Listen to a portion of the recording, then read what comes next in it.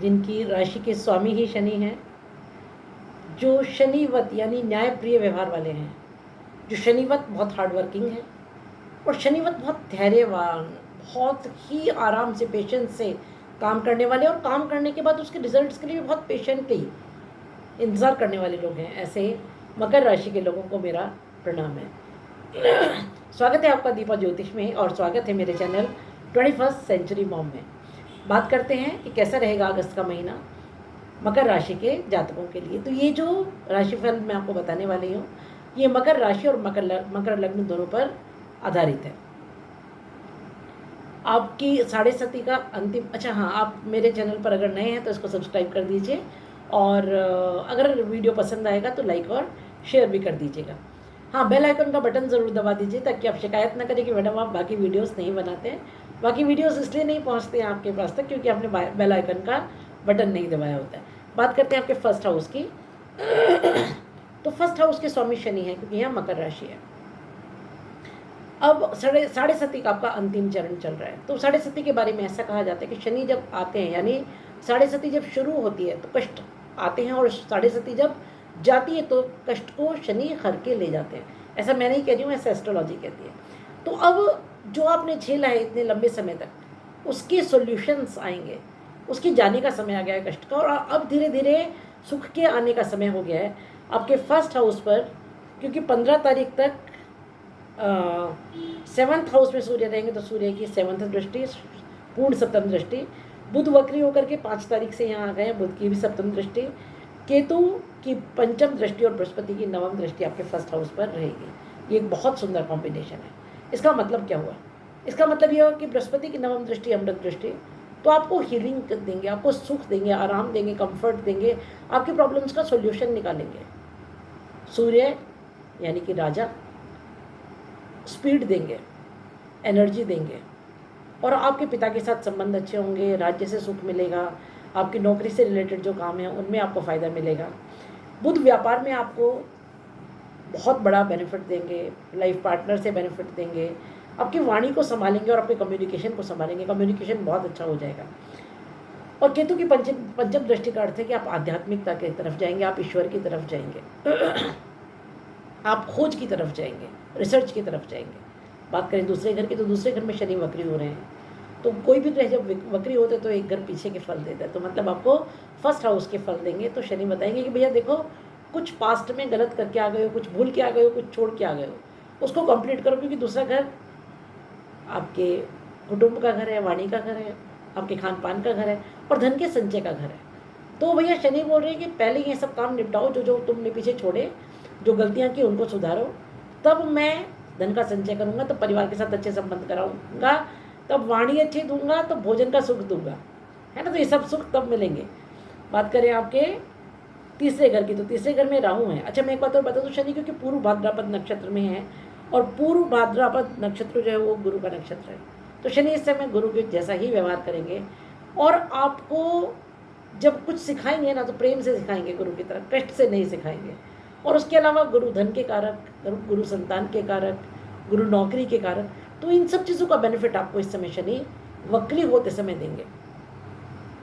बात करें आपके तीसरे घर की, तो तीसरे घर में राहु है जो उत्तर भाद्रपद नक्षत्र में है, जो कि उनके मित्र शनि का नक्षत्र है। तो तीसरा घर कम्युनिकेशन का घर है, छोटे बहन भाई का घर है, छोटी यात्राओं का घर है, पड़ोसियों का घर है और आपके पराक्रम का, मेहनत का घर है। तो जब राहु यहाँ होंगे तो मेहनत तो खूब कराएंगे, लेकिन उस मेहनत का आपको न्यायपूर्ण फल देंगे। आपने जो कुछ भी पहले किया है, अच्छा या बुरा, उसका जस्टिस भी मिलेगा। साथ ही साथ ये होगा कि जो भी आप कर्म करेंगे, तो राहु तुरंत में विश्वास करते हैं, वो देर नहीं करते शनि की तरह, वो कहते हैं तुरंत दान महाकल्याण। लेकिन क्योंकि शनि के नक्षत्र में होंगे तो शनि की तरह न्यायपूर्ण तरीके से आपको उसके फल अब मिलेंगे। आपको छोटे बहन भाई से फ़ायदा, पड़ोसियों से फ़ायदा, आपके अपने कम्युनिकेशन स्किल्स बहुत स्मार्ट हो जाएंगे, आप बहुत स्मार्टली पुरानी प्रॉब्लम्स को सॉल्व करेंगे, आप बहुत डिप्लोमेटिक हो जाएंगे। शनि जासूस, दूसरों के जो रहस्य वो आप मालूम करेंगे और उसका फ़ायदा उठा करके अपने काम बनाएंगे। बात करें चौथे घर की, तो चौथा घर में मंगल है जिसका स्वामी इस समय, यहाँ मेष राशि जिसका स्वामी मंगल इस समय पंचम भाव में बैठा है, तो केंद्र त्रिकोण का संबंध बन रहा है, और मंगल बृहस्पति के साथ बैठे हुए हैं, और बृहस्पति मंगल के नक्षत्र में है, पंचम भाव में। ये बहुत सुंदर स्थिति है, बहुत सुंदर स्थिति है। चतुर्थ भाव का फल इस समय आपको मिलेगा, माता का सुख, भूमि भवन वाहन का सुख, और सिर्फ इतना ही नहीं है, संतान से सुख। आप चौथा घर आपके नेटिव का घर है, आपके मातृभूमि का घर है, तो हो सकता है आपने अपने नेटिव में कोई लैंड खरीदे, क्योंकि मंगल भूमि पुत्र हैं, ज़मीन के कारक हैं, है ना, और स्पीड के कारक हैं, साहस के कारक हैं। तो हो सकता है आप कोई लैंड प्रॉपर्टी वगैरह कुछ वहाँ पर खरीदे, भूमि भवन वाहन से कंसर्न कोई काम हो।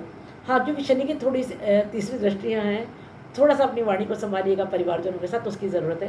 पंचम भाव इस समय बहुत सुंदर स्थिति में है। पंचम भाव आपके बुद्धि और विद्या का घर है, संतान का घर है, प्रेम संबंधों का घर है, और बहुत सारे फैक्टर्स हैं जो यहाँ से गवर्न होते हैं। तो यहाँ बृहस्पति कारक होते हैं इस घर में, बहुत अच्छे रिजल्ट देते हैं, और वो भी मंगल के साथ और मंगल के नक्षत्र में। तो जो स्त्रियाँ संतान सुख की ओर अग्रसर हैं उनके लिए अच्छा समय है। आपको अपने संतान से सुख मिलेगा, संतान को सुख मिलेगा, संतान के रुके हुए काम बनेंगे, और बुद्धि बहुत अच्छी रहेगी। विद्या से रिलेटेड कुछ भी काम, एजुकेशन में आप जिस भी फील्ड में जाना चाहते थे उसमें आप जा पाएंगे। केतु की क्योंकि यहाँ नवम दृष्टि है, तो थोड़े आप पूजा पाठी भी रहेंगे, आध्यात्मिक भी रहेंगे। बात करें आपके छठे घर की, तो छठे घर में मिथुन राशि, जिसके स्वामी बुध वक्री होकर के आपके 7वें घर में आ गए हैं। छठा घर रोग, ऋण और शत्रु का घर है, आपके डेली रूटीन का घर है। तो इस समय क्योंकि बुध वक्री होकर के सूर्य के साथ है, तो रोग ऋण और शत्रु से छुटकारा दिलाएंगे। सूर्य शत्रु हंता है, और जब सूर्य की गोद में बुध हो तो छठे घर के जो रिजल्ट्स हैं वो बुध बड़ी अच्छी तरह दे पाएंगे। वैसे भी नेचुरल ओनर हैं बुध काल पुरुष की कुंडली में छठे घर के, तो आपको रोग ऋण और शत्रु से छुटकारा मिलेगा इस समय। और सिर्फ इतना ही नहीं, इस समय बुध एक बड़ा टर्मोइल, एक बड़ा चेंज, एक बहुत बड़ा हलचल पूरे वर्ल्ड में लेके आए हैं। 5 तारीख को 10:12 पर बुध वक्री हुए, और शाम तक बांग्लादेश में सत्ता परिवर्तन हो गया। ईरान और इजराइल की समय जो कंडीशन है वो बताने की ज़रूरत नहीं है। तो पूरे वर्ल्ड में एक बहुत बड़ा ट्रांसफॉर्मेशन, एक बहुत बड़ा चेंज, एक बहुत बड़ा टर्मोइल, क्योंकि और इस समय शेयर मार्केट में बहुत ज़बरदस्त उतार चढ़ाव आएगा। तो शेयर मार्केट के हिसाब से भी बहुत संभाल करके कदम उठाइएगा। जहाँ तक हम आपके सप्तम घर की बात करें, तो सप्तम घर में क्योंकि सूर्य हैं और बुध वक्री हो रहे हैं, और राहु की पंचम दृष्टि है। 5 तारीख से लेकर के 5 अगस्त से 28 अगस्त तक बुध यहाँ वक्री रहेंगे। सप्तम घर आपके life partner, business partner, business का घर है।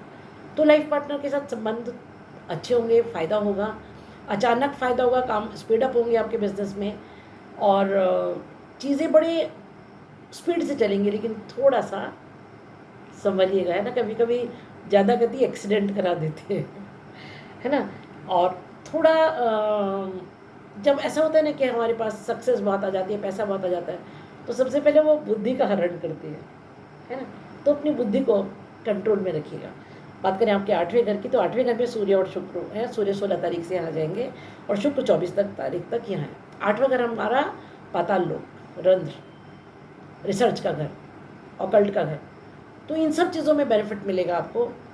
और क्योंकि ये पाताल लोक है, अंधेरा है, यहाँ सूर्य यहाँ आकर किसको प्रकाशित करते हैं। शुक्र का अष्टम भाव में होना अच्छा माना जाता है।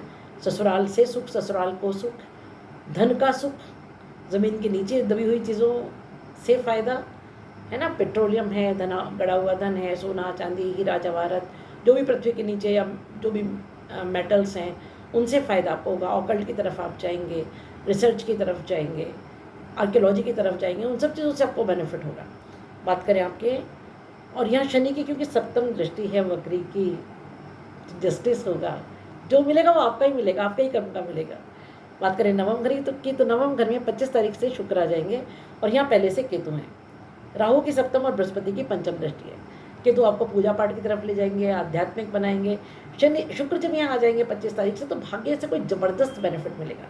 शुक्र सुख के कारक, शुक्र वैभव के कारक, आप सौंदर्य के कारक, आपके वैवाहिक जीवन के कारक, उस सब में चीज़ों में बेनिफिट मिलेगा आपको जब ये भाग्य भाव में आ जाएंगे। भाग्य साथ देगा इन सब चीज़ों में। बात करें आपके 10वें घर की, तो 10वें घर में तुला राशि, जिसके स्वामी शुक्र हैं, और जो 24 तारीख तक 8वें घर में और 25 तारीख से 9वें घर में आएंगे। तो कर्म जो इस समय आप करेंगे उसमें पुराने कोई कर्म किए हुए उनके रिजल्ट्स पाएंगे, जो कि आपको आपके एंसेस्टर्स, क्योंकि एंसेस्टर्स का भी घर है, विरासत का घर है आपका जो अष्टम भाव है, तो जो आपके एंसेस्टर्स थे उनका आपको कोई ब्लेसिंग मिलेगा, पिता का ब्लेसिंग मिलेगा, भाग्य का साथ मिलेगा आपके कर्म में, राज्य से सुख होगा, इससे मैं आपको गवर्नमेंट से कोई बेनिफिट मिलेगा। बात करें 11वें घर में की, तो 11वें घर में वृश्चिक राशि है जिसके स्वामी मंगल पंचम भाव में बैठ के अपनी पूर्ण दृष्टि से इसको देख रहे हैं। पंचम भाव में बैठ के अपनी पूर्ण दृष्टि से वो देख रहे हैं इस घर को, 11वें घर को। तो 11वें घर में इस समय क्योंकि बृहस्पति की 7th दृष्टि, मंगल की 7th दृष्टि, राहु की 9th दृष्टि और शनि की 10th दृष्टि होगी, तो इससे क्या होगा कि इतनी सारी दृष्टियां होने से आपको इसका पूर्ण लाभ मिलेगा। 11वां घर आपकी इच्छा पूर्ति का घर है, 11वां घर लाभ का घर है, 11वां घर आपके ऐसे कर्मों का फल है जो आपने पहले किए हैं और आप अभी कर रहे हैं, क्योंकि नवम घर है हमारा, नवम घर आपके भाग्य भाव है और दशम घर आपका कर्म का भाव है। तो नवम का भाग्य और दशम का कर्म जब इकट्ठा जुड़ता है तब हमारा 11वां लाभ भाव या इच्छा पूर्ति का जो एक कॉलम है वो कंप्लीट होता है। और इस पर जब इतनी सारी अच्छी दृष्टियां हैं तो ये आप निश्चित रूप से मान करके चलिए कि इस समय आपका पूर्व कर्म, आपका प्रेजेंट का कर्म, आपका भाग्य, ये सब मिल करके ज़बरदस्त आपको लाभ देंगे और इच्छा पूर्ति कराएंगे। ज़बरदस्त लाभ होगा और ज़बरदस्त इच्छा पूर्ति होगी। क्यों होगी? क्योंकि इस समय आपका शनि भी वक्री है, बुध भी वक्री, और जब ये ग्रह वक्री होते हैं तो आपको पास्ट के रिजल्ट्स देते हैं, पास्ट के कर्मों के रिजल्ट्स देते हैं। अच्छे हो तो अच्छे, बुरे तो बुरे। तो 11वां घर इस समय बहुत अच्छे है, तो ज़बरदस्त इच्छा पूर्ति होगी और ज़बरदस्त लाभ इस समय आपको होगा। बात करें 12वें घर की, तो 12वें घर में धनु राशि है जिसके स्वामी बृहस्पति आपके पंचम भाव में बैठे हैं, तो व्यय भी होगा, लाभ भी होगा और व्यय भी होगा। लेकिन बृहस्पति जब 12वें घर में होते हैं तो संभाल लेते हैं, आपके व्यय को संभाल लेते हैं। जो व्यय वो करेंगे उसको एक राइट डायरेक्शन में करेंगे। It can be investment, it can be money spending in business, या फिर कुछ भी ऐसा जिसकी कि आपको बाद में अच्छे परिणाम मिलेंगे। ये है मेरी प्रेडिक्शंस आपके अगस्त महीने के लिए। कुछ रेमेडीज़ मैं आपको बता रही हूँ जो आपको करनी चाहिए। शनि क्योंकि वक्री हैं तो सुंदरकांड या हनुमान चालीसा कीजिए। राहु इस समय आपके 3rd भाव में, पराक्रम भाव में, तो दुर्गा पूजा कीजिए उनके लिए। और बुध इस समय जो वक्री हो रहे हैं क्योंकि काफ़ी बड़ा उलटफेर होने वाला है इससे, तो ग्रीन चीज़ें ट्रांसजेंडर्स को दान कीजिए, या फिर कबूतरों को या पक्षियों को जो हरी मूंग की साबुत दाल होती है वो खिलाइए, आपको बहुत लाभ होगा इन सब चीज़ों से। ये है मेरी प्रेडिक्शंस इस महीने के लिए। ऐसी एक वीडियो के लिए मिलते हैं अगले महीने फिर से। हाँ, वीडियो को लाइक, शेयर और सब्सक्राइब जरूर कर दीजिएगा और बेल आइकन का बटन ज़रूर दबा दीजिएगा। शुभम भवतु, कल्याणम भवतु।